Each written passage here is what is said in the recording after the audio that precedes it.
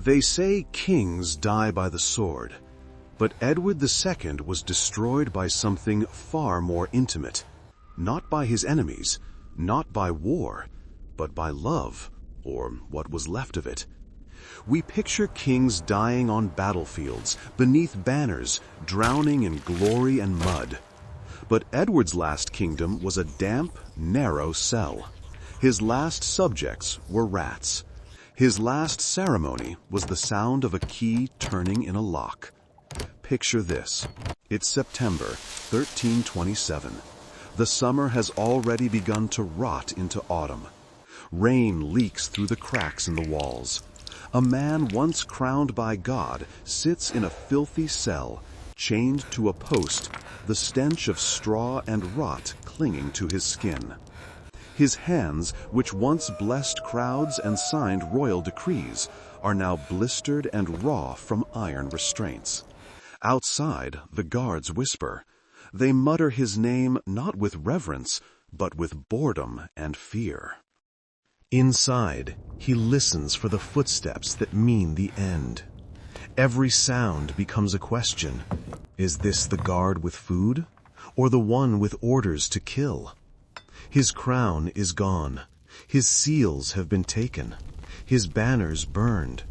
His wife has turned against him, and the man she now calls her lover has his death warrant in his hands. When the door finally opens, the last face Edward sees is not that of an assassin or a rebel, but the shadow of his queen, Isabella of France. The woman who once knelt beside him at the altar, who smiled through a wedding veil and swore before God to be his partner, is now the woman who will ensure he never sees the sun again. How does love become murder? How does a queen become a butcher? How does a marriage that was meant to unite two kingdoms end with a king alone in the dark? And what happens when a king forgets that power, no matter how divine, is only ever borrowed? That crow sits on heads for a season, but resentment and ambition never sleep. Because the story of Edward II is not just a tragedy of passion, it is the anatomy of betrayal. A love story that turned into a coup, a marriage that turned into a conspiracy, and a crown that became a noose. Before we begin, like this video and subscribe to Hidden Crowns. Because history doesn't just remember kings who ruled, it remembers those who were ruined by the people they loved most. The ones who trusted when they should have feared, who reached for affection when they needed armor. Edward II was never meant to be a villain. He wasn't cruel like his father, Edward I, the Hammer of the Scots, whose very name made Scottish children tremble. He wasn't cunning like his son, Edward III, the warrior king who would later restore England's pride on the battlefields of Crécy and Poitiers. He was something rarer and far more dangerous for a medieval monarch. He was human. He loved music more than war. He preferred carpenters and stonemasons to nobles. He would abandon formal councils to watch men build, to talk to workers about wood and stone instead of taxes and treaties. He laughed too easily, trusted too deeply, and wore his heart on his sleeve in a world that demanded armor. His father had forged a kingdom with iron and blood. Edward II tried to rule it with emotion, and when he fell in love, truly, recklessly, destructively, he did it in the one way a king never should. He chose love over hierarchy, desire over politics, intimacy over image. In an age when a king's first duty was to his barons, his armies, and his God, Edward's first loyalty was to his heart. That made him a terrible king and an unforgettable man. Edward's reign began with promise. He was young, handsome, and idealistic, the son of a legendary conqueror, stepping into a throne draped in glory. But he carried a fatal flaw, a heart that confused affection with loyalty. His great passion was not his queen, Isabella, but a man named Piers Gaveston. Their bond was undeniable. Contemporaries called Gaveston the king's favorite, but everyone knew it was more than politics. They shared laughter, secrets, and a dangerous kind of intimacy that made the court whisper and the barons seethe.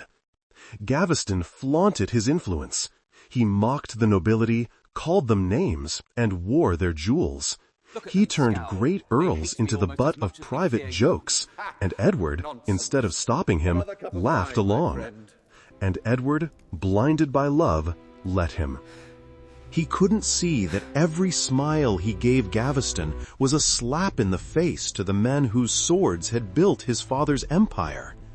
He elevated Gaveston to titles he didn't deserve, lavished him with estates, and even gave him the royal seal, the power to act in the king's name. Imagine how that felt to a duke whose family had served the crown for generations. To kneel before a man they considered beneath them simply because the king's heart wanted it so.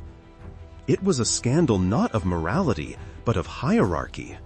The nobles could forgive a king for sin, but they would never forgive him for humiliation.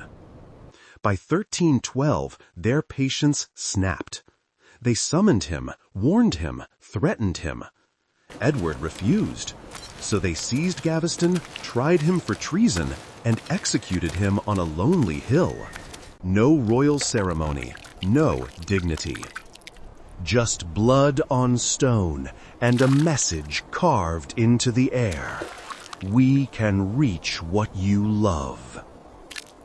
Edward's heart broke, and something darker was born in its place.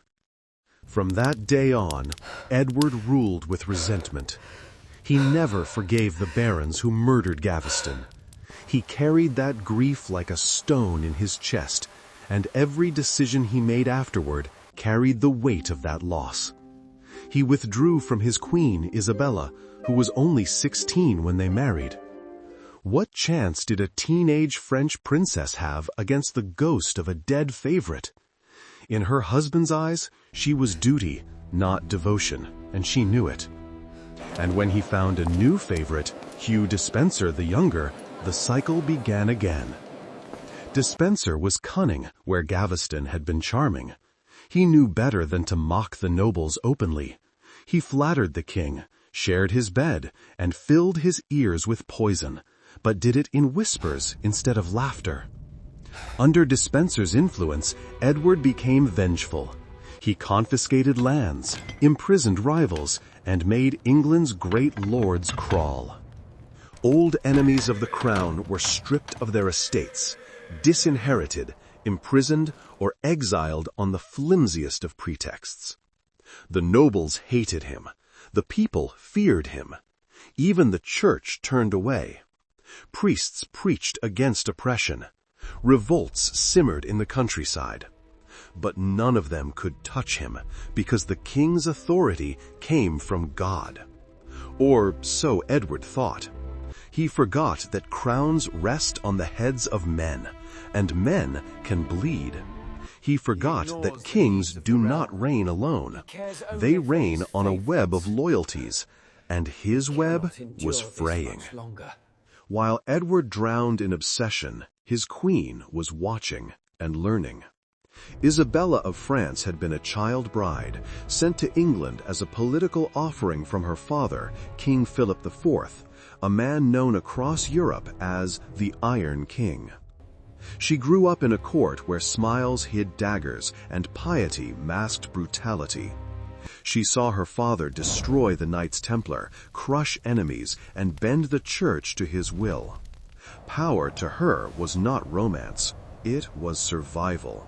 She had grown up among wolves. And when Edward humiliated her, neglecting her, stripping her of income, and favoring Despenser over her, the wolf in her began to stir. Imagine being queen and watching your husband give your lands to another man. Imagine seeing your children used as bargaining chips while you're expected to smile at ceremonies and courtesy to the man replacing you in the king's affections. Publicly, she was patient. She played the dutiful wife, the gracious queen. She attended Mass. She held the royal children by the hand. She wore the crown. Privately, she waited. And in 1325, when Edward sent her to France to negotiate peace with her brother, she saw her chance and took it. She refused to return. She allied herself with the exiled English barons. She surrounded herself with men who had lost everything to Despenser's greed and Edward's blindness. And most shockingly of all, she took a lover, Roger Mortimer. Mortimer had been a rebel, a prisoner, an escapee from the Tower. He was dangerous and exactly what Isabella needed. Together, Isabella and Mortimer became what the chroniclers called the new Adam and Eve of destruction. The abandoned queen had found her vengeance. She was no longer the neglected wife in the background of Edward's story. She was about to become the author of his end. In September 1326, Isabella and Mortimer invaded England with a small army. On paper, their forces were laughably small compared to a king's might. But Edward had something far weaker than numbers. He had no one left who truly believed in him. The people, starved and furious under Despenser's tyranny, rose to meet them. Nobles who had once knelt in Edward's halls now rode under Isabella's banner. Bishops turned their blessing from king to queen. Edward's support collapsed overnight. His lords deserted him. His servants betrayed him. Even his own son, the future Edward III, sided with his mother. Nothing cuts deeper than a child choosing one parent over the other. Edward fled with Despenser, wandering from castle to castle, desperate for loyalty in a land that had none left to give. Every fortress that refused him was a verdict. Every closed gate was a sentence. Until he was finally captured in Wales. Despenser was executed immediately, hanged, drawn, and quartered in front of cheering crowds. His body was hacked apart as a warning. His head was nailed to the London Bridge. The lover who had once ruled England through Edward's affection became just another skull above the Thames. As for the king, he was taken to Berkeley Castle, a prisoner of his wife and her lover. At first, Isabella claimed she would keep him alive. She told Parliament that Edward had abdicated willingly and installed her son as king. She ruled in his name, but behind the throne, Mortimer's hand moved everything. They staged a scene. Edward, pressured, frightened, agreeing to step aside for the good of the realm. But can a king truly abdicate when there are chains around his wrists? For a time, England seemed at peace. The tyrant was gone, justice restored. The people celebrated. But power has a taste, and once Isabella and Mortimer had tasted it, they could not stop. They executed rivals, seized estates, and lived as monarchs without crowns. Castles that had once belonged to Edward's loyalists now echoed with Mortimer's laughter. The people began to whisper again. They called Isabella the she-wolf of France. And they called Mortimer her shadow, her snake, her sin. The same sins that had doomed Edward, favoritism, corruption, pride, now repeated under new names. The wheel had turned, but the blood on it was the same. By 1327, Edward II was no longer a king, but a problem. Rebellions rose in his name. Pamphlets and rumors spread that he had been wronged, that he was still the rightful king. His existence threatened their rule. And so one night, in the cold dark of Berkeley Castle, the order came. The guards entered his cell. No trial, no last rites, just instructions. What happened next has become one of the darkest legends in English history. Some say he was strangled quietly in his sleep, smothered with pillows, suffocated while half awake, his hands too weak to fight. Others say his captors wanted no marks of violence, so they used something unspeakable, a red-hot poker thrust into his body through a horn, burning him alive from the inside, leaving no visible wound. A death designed not just to kill, but to humiliate. Whether that story is true or not, we may never know. Some historians doubt it, calling it propaganda. Others believe cruelty, that creativity could only be born from real hatred. But what is certain is this: Edward II died screaming, his cries echoing through the stone walls until morning. And Isabella, the girl who had once called him husband, was now a queen without a king. She had won. But what do you really win when the price is a soul? At first, Isabella and Mortimer ruled in triumph.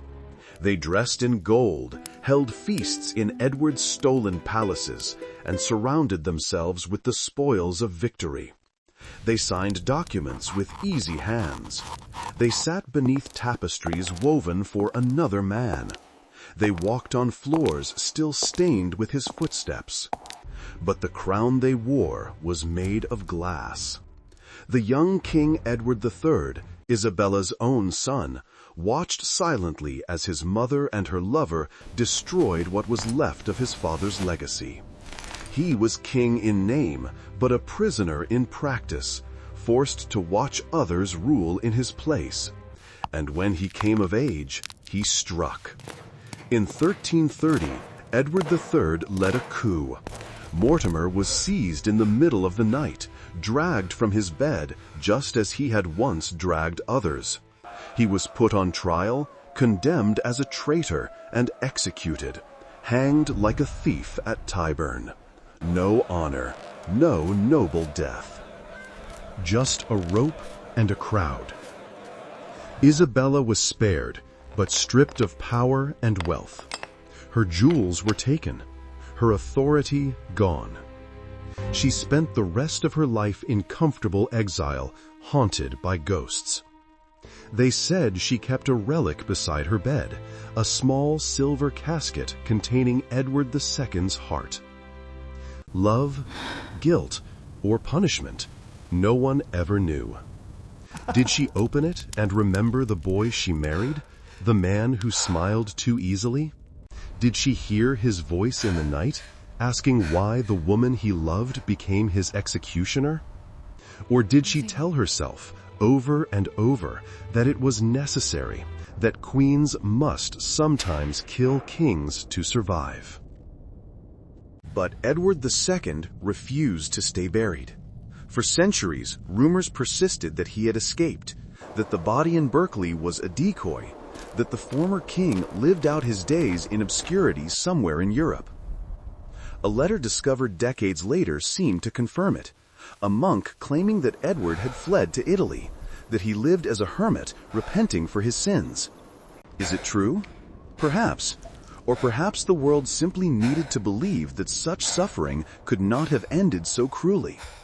Because there's something unbearable about the idea of a man dying in agony for loving the wrong people and trusting the wrong heart. We want escape. We want redemption. We want to imagine Edward II walking through foreign hills, anonymous, finally free of crown and chain. But whether he died in fire or in exile, one thing is certain: his story did not die with him. Edward II's story did not end with his death. It became a warning, whispered in palaces, preached from pulpits, taught to kings who came after. A warning that love is a dangerous luxury for those who rule. He was not the only monarch undone by affection, but his fall was perhaps the most human. Like Richard II after him, Edward mistook passion for loyalty and trust for strength. Both men were betrayed not by enemies, but by intimacy.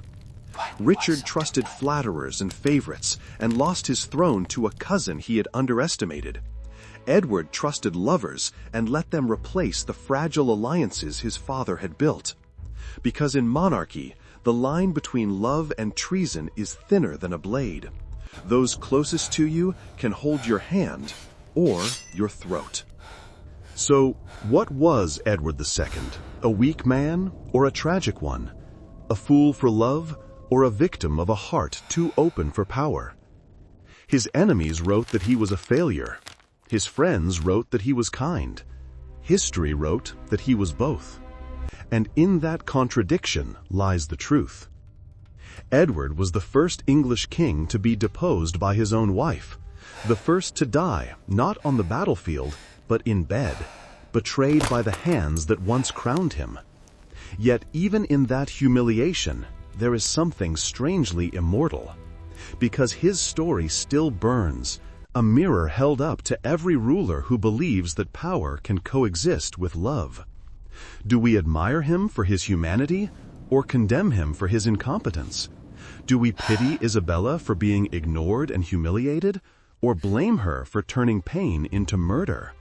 There are no easy answers. Just a crown, a cell, a scream in the night, and a queen who walked away with blood on her hands. So when we call him the king killed by his queen, what do we really mean? Was Isabella the monster, or just a reflection of the cruelty Edward had once shown the world through Despenser? Was his death the end of a tyrant, or the punishment of a man too tender for the crown he wore? And if power demands the sacrifice of love, then which is the greater sin, to love too deeply or not at all? Is it better to be Edward I, iron-fisted, feared, unloved, or Edward II, fragile, affectionate, destroyed? What kind of king would you rather have? What kind of person would you rather be? Edward II's crown may have been torn from his head, but his tragedy still reigns. Because power, no matter how divine, is always personal, and the ghosts it leaves behind are always the ones we loved. If this story made you see history differently, like this video, subscribe to Hidden Crowns, and tell us in the comments. Do you believe Edward II died in agony or escaped into legend? And more importantly, do you think love has a place on the throne, or is it the first thing that must die for a crown to survive? Because in history, the truth isn't always buried in the grave. Sometimes it's what refuses to die.